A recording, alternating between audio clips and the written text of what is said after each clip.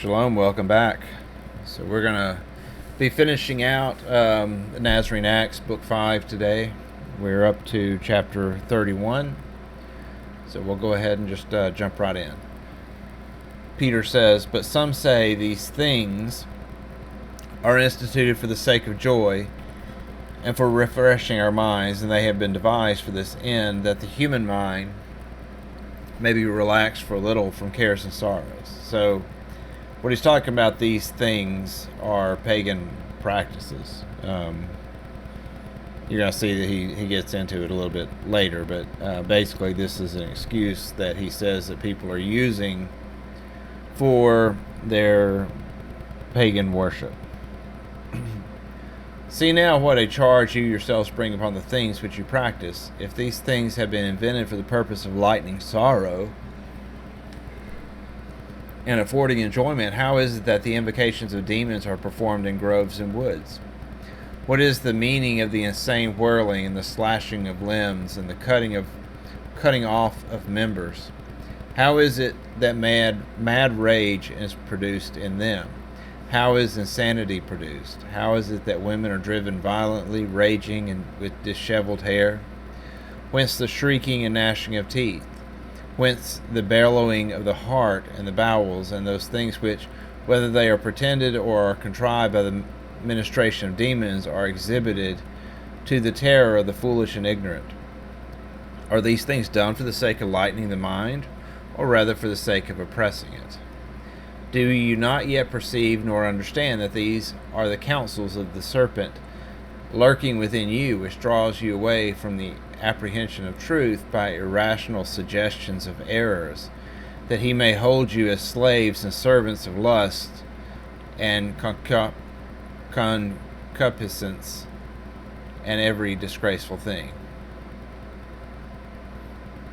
But I protest to you with the clear voice of preaching that, on the contrary, the religion of Yahweh calls you to sobriety and modesty, orders you to refrain from effeminacy and madness, and by patience and gentleness to prevent the inroads of anger, to be content with your own possessions, and with the virtue of frugality, not even when driven by poverty to plunder the goods of others, but in all things to observe justice, to withdraw yourselves wholly from the idol sacrifices, for by these things you invite demons to you, and of your own accord give them the power of entering into you, and so you admit that which is the cause either of madness or unlawful love. The consequence of the indwelling of demons is the origin of all impiety.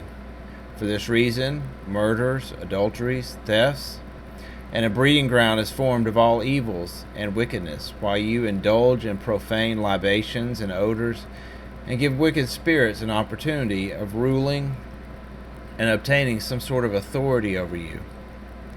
But when they invade your senses, what else do they execute than the things which belong to lust, injustice, and cruelty, and compel you to be obedient to all things that are pleasing to them? God indeed permits you to suffer this at their hands by a certain just judgment, that from the very disgrace of your doings and your feelings you may understand how unworthy it is to be subject to demons and not to Yahweh. Hence also by the friendship of demons men are brought to disgraceful and base deeds. Hence men proceed even to the destruction of life, either through the fire of lust or through the madness of anger, through excess of grief, so that, as is well known, some have even laid violent hands upon themselves. And this, as we have said, by a just sentence of God, they are not prevented from doing, that they may both understand to whom they have yielded themselves in subjection, and know whom they have forsaken. But someone will say, these passions sometimes befall even those who worship God. It is not true. For we say that he is a worshiper of God who does the will of God and observes the precepts of his law. For in God's estimation he is not a Judean who is called a Judean among men, nor is he a Gentile that is called a Gentile. But he who, believing in Yahweh, fulfills his law and does his will, though he be not circumcised, he is the true worshipper of God, who not only is himself free from passions, but also sets others free from them. Though they be so heavy that they are like mountains, he removes them by means of faith, with which he believes in God. Yea, by faith, he truly removes mountains with their trees, if it be necessary. But he who seems to worship God, but is neither fortified by full faith nor by obedience to the commandments, is but a sinner. And he has by reason of his sins reserved a place within himself to passions, which are appointed of God for the punishment of those who sin.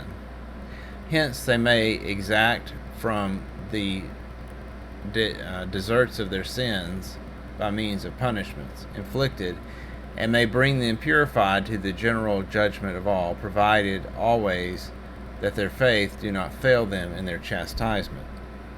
For the chastisement of unbelievers is this in the present life is a judgment, by which they begin to be separated from future blessings. But the chastisement of those who worship God, while it is inflicted upon them for sins into which they have fallen, exacts from them the due of what they have done, that, preventing the judgment, they may pay the debt of their sin in the present life, and be freed, at least in half, from the eternal punishments which are there prepared. But he does not receive these things as true who does not believe that there is to be a judgment of God, and therefore, being bound by the pleasures of the present life, is shut out from the eternal good things. And therefore we do not neglect to proclaim to you what we know to be necessary for your salvation, and to show you what is the true worship of Yahweh, that, believing in Yahweh, you may be able, by means of good works, to be heirs with us in the world to come. But if you are not yet convinced that what we say is true, meantime, in the first instance, you ought not to take it amiss and to be hostile to us, because we announce to you the things which we consider to be good, and because we do not grudge to bestow also upon you that which we believe brings salvation to ourselves, laboring, as I have said, with all eagerness, that we may have you as fellow heirs of the blessings which we believe are to befall ourselves. But whether those things which we declare to you are certainly true, you shall not be able to know otherwise than by rendering obedience to the things which are commanded, that you may be taught by the issue of things and the most certain end of blessedness. And therefore, although the serpent lurking within you occupies your senses with 1,000 arts of corruption, and throws in your way 1,000 obstacles, by which he may turn you away from the hearing of saving instruction, all the more ought you to resist him, and despising his suggestions, to come together the more frequently to hear the word and receive instruction from us, because nobody can learn anything who is not taught. And when he had done speaking, he ordered those to be brought to him who were oppressed by sickness or demons, and laid his hands upon them with prayer.